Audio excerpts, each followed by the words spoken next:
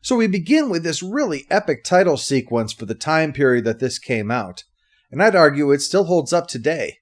The sweeping graphics come together with the vocals, giving us a really operatic opening, which is appropriate for this kind of tale, which takes an already tragic figure and adds another further layer of it over the top.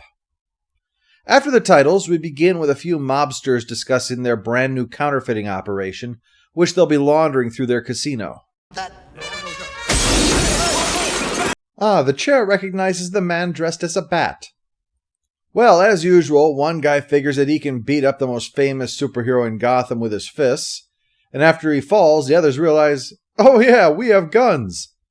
Of course, Batman's like, oh yeah, nobody's ever tried a gun on me before, and then takes them down, and is soon in pursuit of the big boss.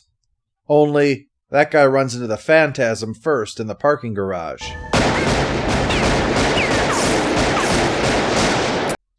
Too bad. Can't do any damage during a cutscene. That's a rookie mistake. Well, this guy is about to soil himself when he realizes that this is not Batman, and that this new hero is not above using clearly lethal weaponry. So he hauls ass out of there.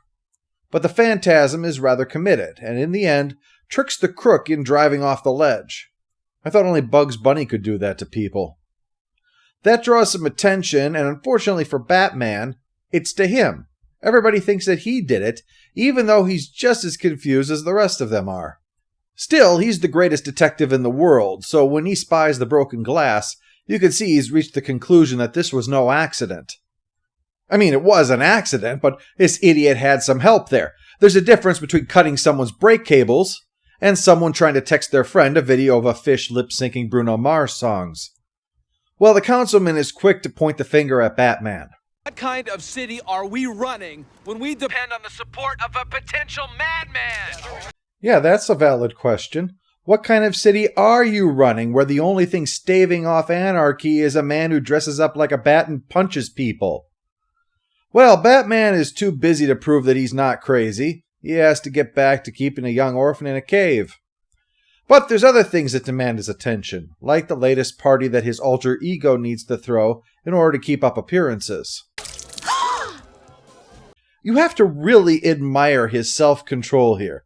Normally his reaction is duck and throw punch because it's Two-Face with a beaker full of acid. But he's here at a party, so punching this woman in the face would probably not look good. Even a guy whose public face is that he's an asshole probably wouldn't get away with that. He runs into the councilman who mocks Bruce's love life, including bringing up Andrea, whom we briefly saw on an airplane earlier. The mention of her brings up a flashback, an image of Bruce at the grave of his parents, but his silent vigil is interrupted by the loud conversation that this woman is having with a headstone. So lively is it, Bruce assumes that she's talking to him, so he apologizes for interrupting, but soon he's wondering what's up with her. One thing he's never going to have anything to do with, after all, is crazy people. But he soon admits that he spoke to his own parents, once, to share a secret vow. A secret one? Ooh, a man of mystery. Have you kept your vow? So far. This is before he's taken up his career, so this is one of, if not the first time that he has used the Batman voice. And of course, if I had the Batman voice, I'd use it to try to pick up chicks too. But yeah, this is Andrea Beaumont, and they hit it off, obviously. And speaking of hitting, Bruce is making tonight the night that he begins his war against crime. Here goes. Oh, that's crap. You're never going to put that on a pair of kids' pajamas. This is why heroes always need to see a marketing consultant first. Well, the crooks are unimpressed at a guy in a ski mask and are ready to just ice this weirdo, but he beats them up thanks to martial arts and some sorta throwing star things to disarm them. But still, we can see that Bruce is a little out of his depth. He can fight, but he's not experienced in fighting crime, so it's a bit of a challenge to try to adapt to all the craziness of all of this. Luckily, the cops are there, though, so they can provide a tiny distraction. Well, this is the moment when he breaks out his 90s-era crime-fighting theme. Yes, it really is hammer time.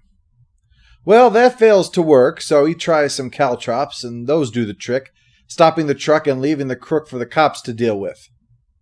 Other cops. I think those other guys are probably out of commission right now.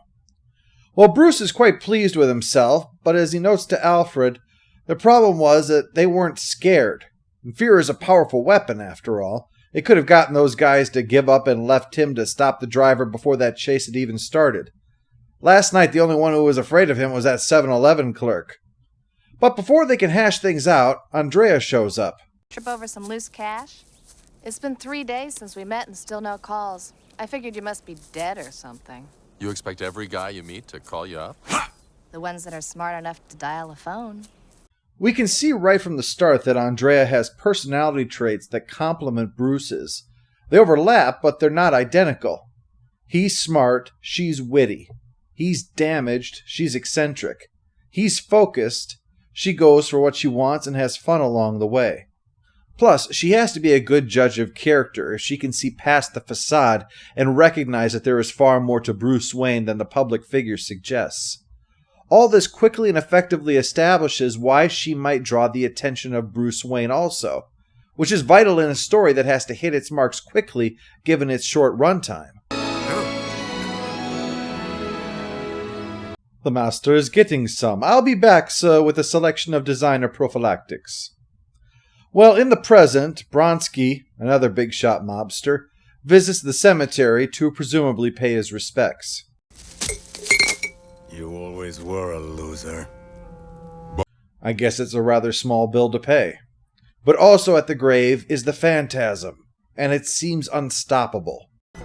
All right, creep. Catch this! For my next trick, pick a card, any card. Being a hardened criminal, Bronsky runs for his life and falls into an open grave, leaving the Phantasm free to drop a gravestone on him. This is going to be a weird one for the cops, don't you think? They're going to take the dead body out of the cemetery so that later on they can put it right back again. Well, the henchmen arrive too late, but when they see the departing Phantasm, they assume that the cape means it's Batman, furthering the rumors that Batman has finally gone nuts and decided to start flat-out murdering criminals. The councilman certainly believes that, but Commissioner Gordon is convinced that Batman is innocent and will have nothing to do with trying to catch him. Batman's also caught on, refusing to show up for the bat signal knowing that it's an ambush. This isn't good. Being called a vigilante is one thing, but having people think that he's taking the law into his own hands, dealing out final justice on criminals without a trial, that's not going to help. Batman is supposed to project fear into criminals, not the innocent people of Gotham. You can't bring hope to people who are terrified of you. That lesson has been learned pretty well. Batman visits the cemetery and notes a chemical residue, possibly similar to what he found on that windshield glass from the car accident. After stopping to visit his parents' grave, he overhears Andrea, a voice he certainly didn't expect to hear. Then again, I think if either of them is surprised, it's probably her seeing Bruce wearing a bat costume in the middle of the night in the middle of a cemetery. That certainly trumps talking to your dead mom. Well, Andrea seems to be seeing that councilman, although as we later learn, it's probably not in a romantic capacity. She's clearly distracted, though, as Batman notes while he's spying on her from outside on the ledge in the rain through a pair of binoculars. That'll prove I'm not crazy. Well, this triggers a flashback to when Bruce took Andrea to the World's Fair, with all kinds of neat stuff, including the world of the future. Look! There's fancy planes! And there's a monorail! And there's a woman in the kitchen where she belongs! Why, it's just like the present, only better! But one thing really catches his eye, the futuristic car, which kind of seems like the future Batmobile, doesn't it? But she's more interested in their future, and cleverly lures him into agreeing to meet her father. You sure about this? Sure, I'm sure. What the heck am I doing, Alfred? This isn't part of the plan. I must be going nuts. If I may make so bold, Master Bruce. Can you not hire a chauffeur? I have other duties and you have $1 million trillion.